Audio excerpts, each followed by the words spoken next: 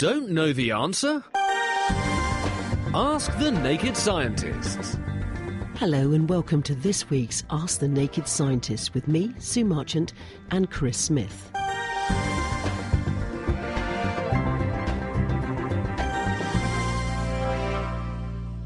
What's new in the world of science? Well, the thing that's really clinched it for me this week, I think story of the week, has to be this wonderful paper in the Journal of Zoology by two researchers from the Open University. The Open University, of course, based in Milton Keynes in our region, the eastern region. And Rachel Grant and Tim Halliday have published this wonderful paper showing that toads might be able to forecast an imminent earthquake. Amazing as it sounds, these two researchers were in central Italy by chance. It was this time last year, and they were actually interested in monitoring how toads mate. Because when toads mate, they try and time their mating around the full moon. So they all congregate around the water's edge in spring, and they then get together, and when the full moon comes out, that's when they all mate properly, and then they hang around for a while afterwards until the spawning is complete by about mid-April, May, and then they disperse. But what was amazing is that on the 31st of March last year, these 90 or so toads that Rachel Grant had been watching suddenly and abruptly vanished. Lost from sight. No one knew where they'd gone. And they stayed vanished for a number of days. In fact, by the 6th of April, when all of a sudden a very large magnitude 6.3 on the Richter scale earthquake hit the area, there were absolutely none of these toads in sight. Wow. And they stayed away until actually the 9th of April, when the last aftershock had passed. So this is a one-off observation, so we have to interpret it with a lot of caution, but at the same time, pretty amazing to think that these animals in some way presaged the arrival of this earthquake. Now, researchers don't exactly know how they're doing this, but this story does resonate with other reports, going back historically, of animals reacting to future earthquakes. Now, there are reports from China from the 1970s of a whole range of different animals, including fish and reptiles, snakes and things, behaving strangely up to 2 months before a very major earthquake. And there are also reports from various other continents going back to the 1920s of this happening too. But this is the first time researchers have actually been in residence monitoring this effect and seeing this very abrupt disappearance of a bunch of toads and then their reappearance once all the earthquake action was over. The researchers suggest that there's a number of possibilities here. One is that the ground disturbance could in some way have been releasing gases like radon, which bubble up through the earth when the earth starts to move a little bit in anticipation of an earthquake, and perhaps the toads were sensitive to that. Another possibility is that there might be some magnetic disturbance. We know that toads are very sensitive to the earth's magnetic field because they use it to navigate by. They have a sort of biological compass in their heads. And another possibility is that the forthcoming earthquake in some way distorts the Earth's ionosphere. And this is the blanket of charged particles that surrounds the Earth and is what causes the northern and southern lights, actually. But maybe these toads are sensitive to changes in that, because there were detectable changes in the ionosphere from up to 5 days before the earthquake occurred. So researchers say the jury's out, but at the moment toads could become the earthquake equivalent of the caged canary down the coal mine. So if you're going to an earthquake-prone area, it might be worth taking a toad, and if he hops it, you know you should too. Gosh, that's amazing. We'll be toad watching now.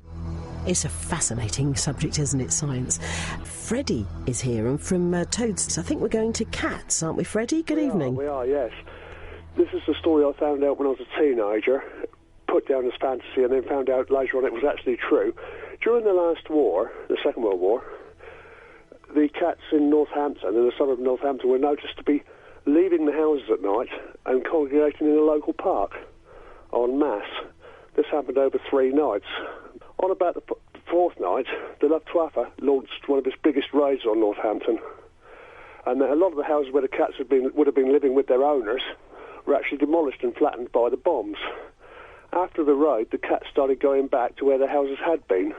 Wow. Could it be animals have some kind of a sixth sense that we don't know about yet? The slight snag is that animals have very similar physiology. The way their body works is very similar to our own. So what should happen in animals ought to be able to happen in us to an extent. Now, there can't be anything that supernatural about how these animals are working because they're so similar to us. So there must be some logical explanation for why this was happening.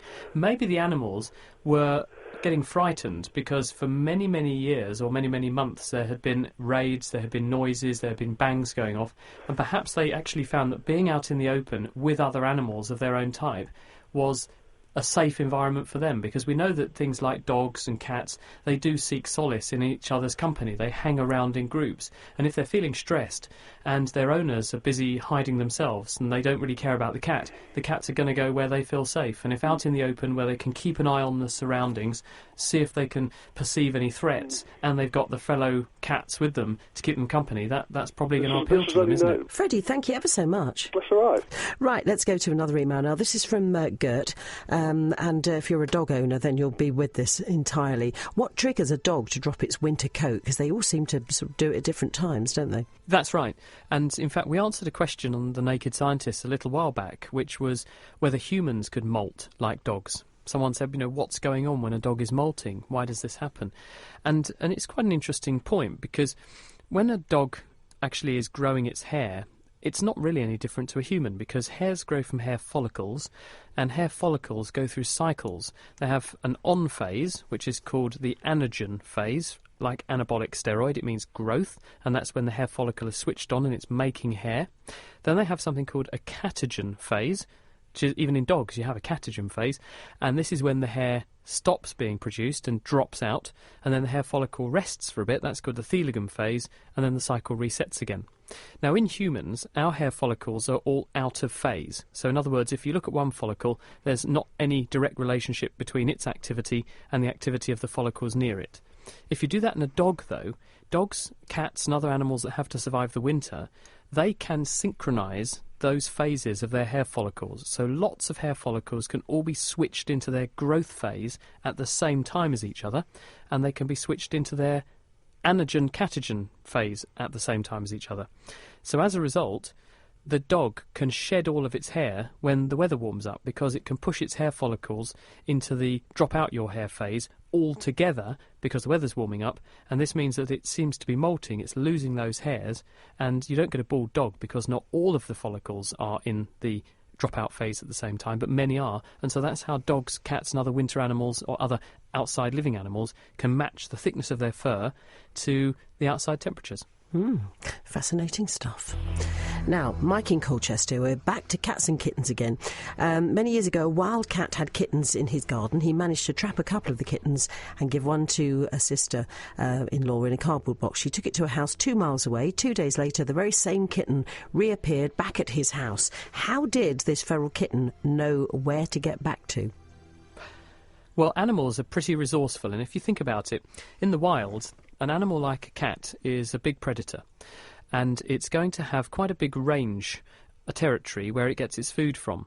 Cats are also social creatures, and they like to go and find other animals to interact with, mate with, have kittens with, and so on. So they have to be pretty good at navigating, because that's how they find their way around. And in other words, if they're going to find their way around their territory, find food and find their way home again, and then feed their own offspring and their own kittens, they need to have those kind of skills. So big animals with big ranges have naturally evolved to have very good navigation systems. They rely on sight. Cats have got very good vision, and so they can match up landmarks with where they think they are. They also have a very good sense of smell, and so do dogs.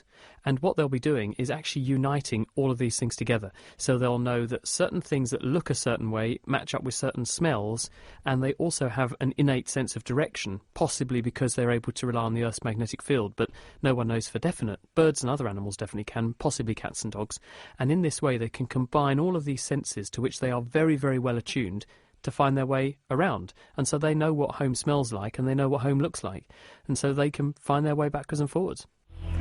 On the phones, let's go to those. We've got Tony on the line. Hello, Tony. Good evening, Sue. Hello, it's lovely to hear from you. You're always thinking, what's your question this week?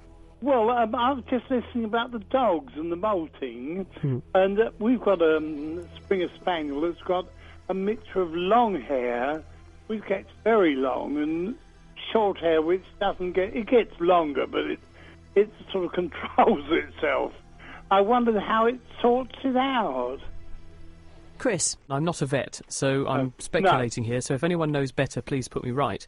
But I think that the way it works is identical to the human approach, which is that you'll have noticed on your own body, some hairs grow very, very long, some hairs remain, thankfully, very, very short, some short and curly and intermediate. So the answer is that there are different hair follicles that have different programmed growth phase periods, and that determines the overall maximum length of a hair, and also the characteristic of the keratin, the protein that makes hair, also determines some of its qualities. So whether it's curly and straight and so on is down to partly the protein structure, and that's determined by the cells that make the hair.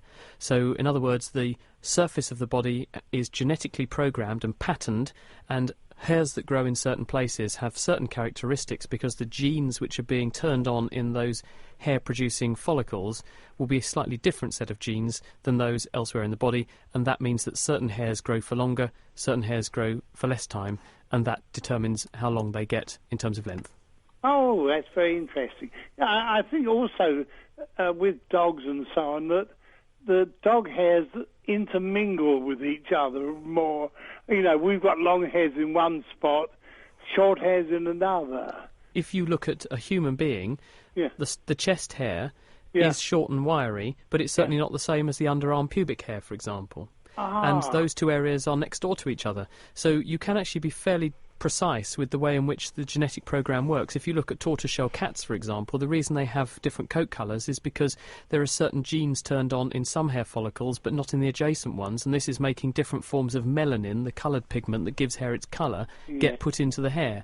So when an animal is made embryologically, then you can activate and deactivate different clusters of genes in cells on a potentially random basis, and this means that some cells will make certain genetic programs run, and this will give certain characteristic hairs. The one next door will give a slightly different cocktail of genes, and this will give a slightly different hair, and that's what breeding has basically brought out in your dog. Thank you very much, Doctor. Thank you, Tony. Take Tony. care. Bye-bye. Bye. If you're enjoying Ask the Naked Scientist, then you might like to check out The Naked Scientist, our regular roundup of the world's best science. Each week we take a look at the latest science news, talk to top researchers working at the coalface of discovery, and also get our hands dirty with a science experiment that you can join in with too. So make it a date and prepare to strip down science on the web at nakedscientist.com/podcast. Right, let's go to tears now, Dr. Chris. Billy, enjoying the show, says, Dr. Chris, what makes a person cry, and where does all the water come from to make all those tears? Chris? Well, many men would argue that they cry when they look at their credit card bill, especially if they're married. I'm just joking. I was actually asked this on the Simon Mayo show on Radio 2 in the wake of Andy Murray having a little flurry of tears when he was beaten fairly convincingly in the Open recently. And the answer is that humans use tears as a very visual display of emotion. And we are visual creatures. We devote more than a third of our brains to processing visual information, and so therefore things that convey information via the visual route are an effective means of communication between us. So in the human brain, the emotion centre, the pain centre, those different parts of the brain, they're wired up to the part of the brain that makes you cry. And when we actually cry, what you're doing is activating your lacrimal gland, which is the little sac. It's on the upper outer part of your eye, and it effectively acts a bit like a coffee filter. It squeezes water out of blood and puts that water, and having added some proteins and antibodies and things to it, into a little duct which runs down into the eye. And the amount of tears that you produce is under nerve control, and if you turn up the activity of the nerve cells that supply the lacrimal gland, you will make more tears, and the tears flow into the eye and they overwhelm the eye's ability to drain tears away naturally. You have a little plug hole in the inner lower eyelid towards where your nose is. If you look, you'll see a little black dot. That's called a punctum, and the tears normally drain in there and then go into your nose, but that can only handle so many tears. So if you increase the number of tears in the eye, they can't drain out down the tear duct, so they come out down the face, and we're seen to be visibly crying. All right, let's go to another question now. Leanne has sent an email in. She says, can you ask Dr. Chris what an HbA1c blood test will tell you? OK, hello, Leanne. I think you actually mean HbA1c. This is another way of saying glycated hemoglobin. This is used by doctors in people who have diabetes to monitor how well their blood sugars are under control. Normally in the body, glucose is kept within strict limits, about 5 millimolar or so. And that's because if you have too low a glucose, then you can feel dizzy, you can go unconscious, and some people, if they have very, very low glucose for very, very long periods of time, can actually die. So it's dangerous to have too low a glucose, but it's equally bad, in some respects, to have glucose which is chronically too high, because chronically elevated glucose can start to have other consequences. One of those consequences is that the glucose molecule can react with various chemicals on proteins on the surfaces of cells around the body, and it forms what are called glucose adducts. This is where a sugar molecule gets joined onto the protein, and in this way it can alter the activity of the protein. And as a result, you can get thickened membranes, you can get thickened blood vessel walls, it can damage the kidney. But one of the things it can also do is lock on to the hemoglobin, the stuff which makes your red blood cells look red and which carries oxygen around the body. Now, because red blood cells only have a short lifespan, this doesn't actually matter. But if you measure a sample of the hemoglobin, you can measure how much sugar there is stuck onto it. This is called HbA1c monitoring, and this is proportional to the average control of glucose over time. So if you just take blood sugar measurements from people, then this only tells you what their sugar's like at that moment in time. The HbA1c gives you an average measure, so you can see what a person's sugar control and sugar levels are like on average. And this is a much more informative mechanism and measure because it gives you a much better idea as to what the likely outcomes for that person are. If they've got very good levels of HbA1c, then you know that they're controlling their sugars very well all the time, and therefore their health is likely to be as good as it can be. If they have very bad levels of HbA1c, this tells you that perhaps that person needs to watch their diet a little bit more or get some more help in order to control their disease a bit better. Now, this is quite a good one.